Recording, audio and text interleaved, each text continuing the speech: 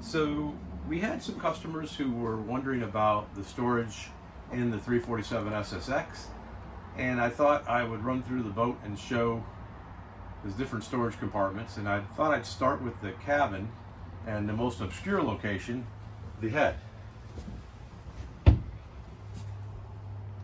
So you'll notice that the head has a fold down seat that goes over the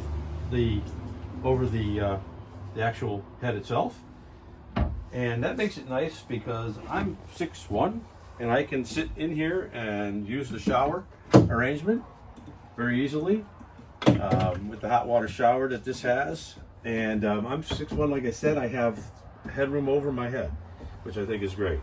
There's a storage compartment under the sink where you could put extra rolls of toilet paper, your chemicals for the holding tank, and maybe some cleaning stuff for the bathroom.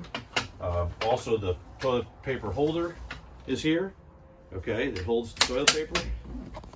And there's a medicine cabinet type cabinet up here with a hinge so you don't have to hold it up.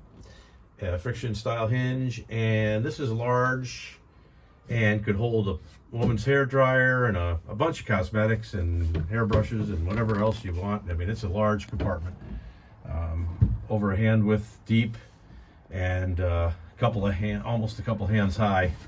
So real nice and deep, and it has the level indicator for the holding tank to tell you if the holding tank is getting full or not.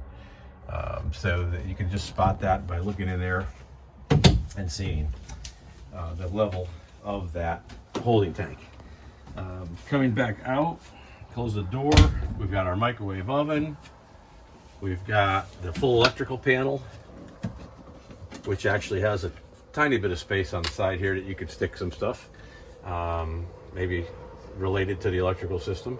But you'll see your automatic battery switches here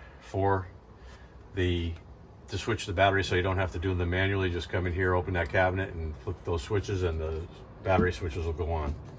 Your shore power side here. You got a nice big countertop here in this area, along with the television and wastebasket compartment in there also. Coming over to the couch side. This is the couch, as you can see, that you can sit on to watch the television. Yeah, that's very, very comfortable.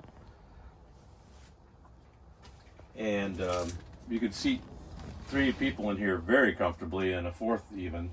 If they're little kids, you could probably put 5 or 6 of them in here, and they'd be very comfortable. And then this folds out and makes the bed, which pulls out like this. Okay. And I've actually spent time in this boat, slept, not this particular one, but my own, and spent quite a bit of time sleeping on it, about 6 weekends one summer, and we thought it was really great. Up above the couch area, there's a series, 3 of them, of deep cabinets and large cabinets. They go past my wrist, as you can see. My watch is well inside, about almost halfway, and quite high. Okay, over a hand width high, and almost a couple hands widthwise. Okay, and there's 3 of those, so there's 3 big compartments there, plenty of room to put things. They are flanked on either side by the speakers for the AV system, so that you have some surround sound effect here. Also, there's a hanging locker that is lined with cedar and has its own light, as you can see. Quite large, considering this is a bow rider and it's occasional cabin boat. You can see that the big flying saucer TV antenna fits right in there. It goes pretty far down and deep, so it's pretty large, and so that'll keep your clothes nice and fresh. You could either put a rod in there for hanging things, or you could go with just stacking your clothes folded in there or rolled. And here you have your AV center with your RCAs to connect up your iBox or whatever. You've got 110 voltage here, your antenna adjuster, AC controller for the air conditioning for the cabin, a 12-volt outlet also besides the 110, your DVD player for the TV, and your Polk audio controller as well as having a transom controller and a dash controller. This is the main controller here. Okay, and that pretty much wraps up the cabin of the 347 SSX. So we're going up into the bow area now, and there are some large compartments up here. I've removed the side cushion, and you can see that we have a 33-inch long compartment. It's about 9 inches deep and has a width of about 17 inches. And of course the wind picks up right up. We'll put this one back. Underneath the bow, we've got a, I guess you call it a ski locker. Okay, this is quite large. It's about 31 inches. And on the inside it's about 20 inches, and the depth on this one is about 11 inches. Okay, notice the padded lid for quietness, stainless steel shock rod, all stainless hardware. Okay, and a drain to the outside in the compartment as well as around the edges.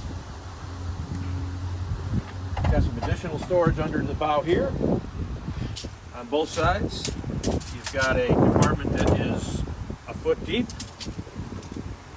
14, and an average of about 17. It's deeper, of course, because of the shape, but its average is about 17 deep. You have your controls up here for the windlass, which you can also control from the dashboard. We've got a big locker here for the windlass. It'll hold 250 feet of line, 35 feet of chain, no problem, because that's standard. But it would also hold a lot more than that if you want. You'll notice that we have 2 cup holders here and a table holder so that you can move the table from the cockpit to the bow if you decide to do that, if you'd like to do that. And so, a lot of storage in this area. Obviously there's one on this side too, the same as the other side, same size as that. So we'll move out of the bow and into the cockpit area. Okay, in the cockpit area, you'll notice that Chapparal provided underneath the double helm seat for the passengers, which is a rarity in itself. You don't see a lot of double helms. You got 2 adults here, 2 adults here. But we've got a cooler, an igloo. Okay. It is the marine style igloo cooler that fits right in here. It actually has a compartment for it right there, and it's nice because you can take it home, fill it up at home, and then bring it in. Okay, we've also got the refrigerator right here, and this is an AC/DC refrigerator, so it works off of both battery power and shore power. All right, we've got our sink with a big entertainment area here for making drinks and preparing food. You've got your garbage chute right there. We've got a big storage compartment in the side here, and that storage compartment houses a fire extinguisher and a trash barrel. Okay, and it will also hold the lid for the sink if you so desire. You can flip it right on there and hold it like that, so that you have a place to keep that if you don't feel like having it on display all the time. Okay.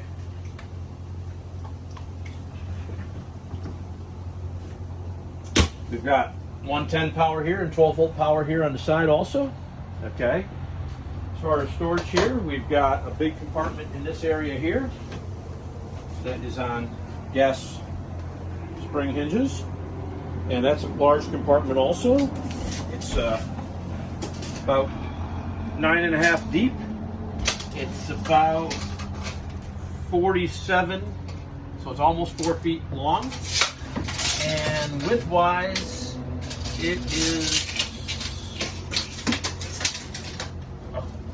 22 inches deep, okay? So quite large, quite large. We've got our other location for our table right here, okay?